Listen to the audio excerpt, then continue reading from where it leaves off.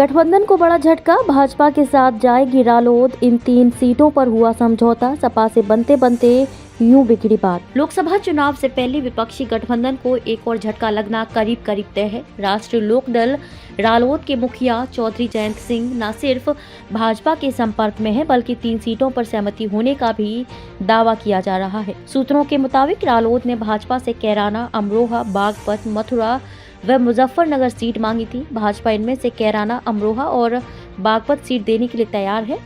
मथुरा व मुजफ्फरनगर सीट पर पेंच फंसा हुआ है। एनडीए गठबंधन में मंत्री पद भी मिलने की संभावना है। सपा से बनते बनते यूं बिगड़ी बात। भाजपा पश्चिमी यूपी में मुस्लिम बहुल सीटों के लिए रालोद को साधना चाहती है। सपा प्रमुख अखिलेश यादव रालोद से गठबंधन की घोषणा कर चुके हैं।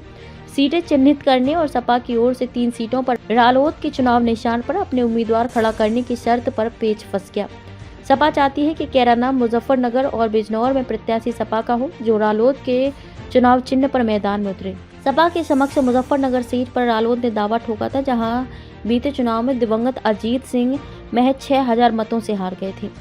रालोद नेताओं ने कैराना और बिजनौर सीट सपा के बताए प्रत्याशियों को देने पर सहमति भी दे दी थी, लेकिन मुजफ्फरनगर और हाथरस सीट को लेकर दोनों दलों के बीच दूरियां बन गईं। इसी दौरान चर्चा शुरू हो गई कि रालोद अध्यक्ष की भाजपा से गठबंधन की बात हुई है।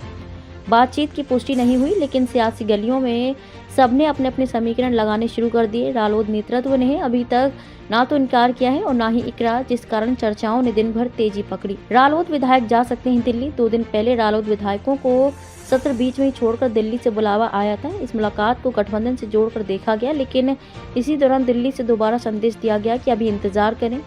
माना जा रहा है कि रालोद नेतृत्व अपने विधायकों से अलग अलग राय लेकर ही अगला कदम उठाएगा। सीटों पर नहीं, भारत रत्न पर भी बात। सियासी गलियों में चर्चा ये भी है कि रालोद मथुरा, बागपत, बिजनौर समेत 4 सीटों पर सहमति देने के लिए तैयार है, लेकिन साथ ही पूर्व प्रधानमंत्री चौधरी चरण सिंह को भारत रत्न दिए जाने की मांग भी रखी जा रही है। साथ ही प्रदेश सरकार में हिस्सेदारी भी रालोद चाहता है।